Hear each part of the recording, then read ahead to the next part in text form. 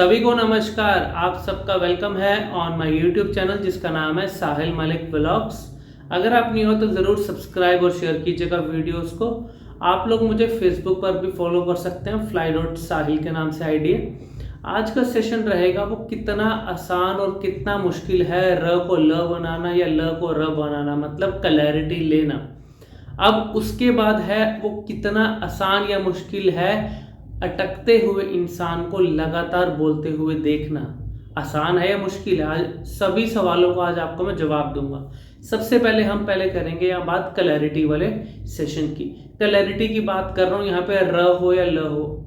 अभी मेरे पास एक लेटेस्ट इंक्वायरी आई कि सर मेरा बच्चा र को ल बोलता है लेकिन वो 2 महीने से किसी से स्पीच थेरेपी भी ले रहा है, लेकिन उस 2 महीने के अंदर उसको र वाला अक्षर उसका जो ल में जा रहा है वो र की साउंड नहीं आई अभी तक। तो मैंने कहा आप इतना समय लगा रहे हो, इतना सब कुछ आप कर रहे हो, तो क्लैरिटी क्यों नहीं आई? क्लैरिटी तो मैं दावा करता हूँ सिर्फ आधे घंटे के अंदर वो क्लैरिटी का दिखाने का। अब वो क्लैरिटी इतना लंबा टाइम लेगी और उसको ये रिकमेंड किया जा रहा है कि भैया इसका र ना बड़ा मुश्किल है, हो भी सकता है या नहीं। अब देखो क्या क्या लोग माइंडसेट लेके चल रहे हैं और क्या क्या अपना दिमाग ही नहीं कोई यूज कर रहा। अगर कोई इंसान, मैं एक लॉजिकल बात कर रहा हूं, अगर कोई इंसान सिर्फ र नहीं बोल पा रहा या ल भी नहीं बोल पा रहा, अगर 2 अक्षर नहीं बोल पा रहा, तो उसको हम कैसे ये बोल सकते हैं कि ये कभी भी इसका र ठीक नहीं हो सकता। सेकेंडली, वही इंसान र ल के अलावा सब कुछ सही बोल रहा है क्लैरिटी के साथ। अगर 98% चीजें सही निकल रही है मुंह से, तो वो 2% अगर गड़बड़ भी हो रही है तो वो गड़बड़ ठीक भी तो कर सकते हैं हम। अगर 98% मैं बोल रहा हूं बिल्कुल सही, तो 2% मैं गलती कर रहा हूं, ये चीज समझने की जरूरत है। हर एक अक्षर को बोलने का जीभ की आपकी मूवमेंट डिपेंड करती है कि किस तरीके से मूवमेंट हुई और किस तरीके से वो अक्षर मेरे मुंह से निकला।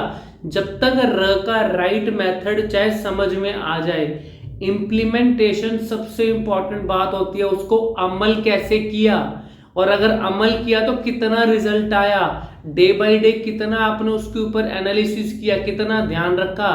अगर ये चीजों का ध्यान नहीं रखोगे, चाहे साल लगे रहो, किसी का र क्लियर नहीं हो सकता। ल कोई भी अक्षर हो, अक्षर इंपॉर्टेंट नहीं है। हमेशा बोलता हूं उसको बोलने का मेथड सबसे इंपॉर्टेंट है। अगर ध्यान नहीं दोगे तो चाहे आप कितने मर्जी लोगों से स्पीच थेरेपी ले लो, सेशन ले लो, जब तक अपने दिमाग को ये नहीं सोचोगे कि मेरी गलती क्या हो रही है, बेसिक्स को समझा करो, राइट मेथड को समझा करो, फिर र का जैसे सबको पता है जीभ ऊपर जाती है, वाइब्रेट होती है, बेंड होती है हाफ, तो र निकल जाता है। अगर ज्यादा बेंड हो गई तो वो ल। मैंने उनको फोन पे बता दिया कि वो उसका र ल के अंदर मिक्स हो रहा है। वो कहते हैं आपको कैसे पता? मैंने कहा जब अगर वो ल बोल पा रहा है तो ऑब्वियस सी बात है उसकी जीभ र पे भी वो नीचे ही जा रही होगी, यही उसकी मेन दिक्कत है। और वो इतना सामने वाला बंदा हैरान हो जाता है कि मैंने बिना देखे किसी को ये बता दिया इसकी प्रॉब्लम ये है, ठीक है ना। तो देखो ये चीजें एक्सपीरियंस से आती है और मैं सच बोलता हूँ। सच बोलने के लिए कभी भी कुछ छुपाना नहीं पड़ता और कुछ सोचना नहीं पड़ता।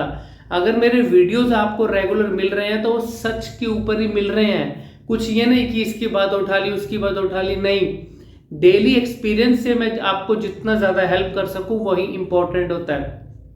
अब उसके बाद आता है स्टैमरिंग। अटकने वाले को ये क्या लगता है मैं कितना जल्दी लगातार बोल सकता हूँ या नहीं, या रुक जाऊंगा, या कभी ठीक हो भी सकता हूँ या नहीं।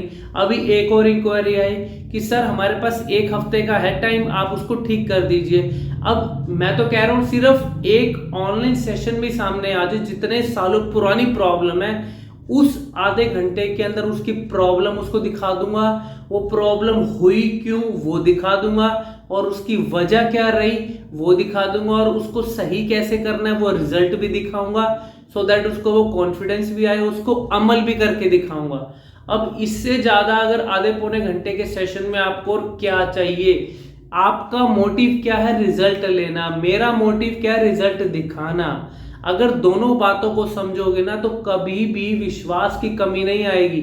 मैं सबको 100% से ज्यादा ही देता हूं हर वीडियो में, हर सेशन में, सो दैट मोटिव क्या है? ज्यादा हेल्प करना। मैं चाहूं तो एक से ज्यादा सेशन दे सकता हूं, लेकिन मेरा मन नहीं मानता। जो बात एक सेशन में समझाई जा सकती है वो 1 महीना लगा के मैं क्यों किसी का समय बर्बाद करूं?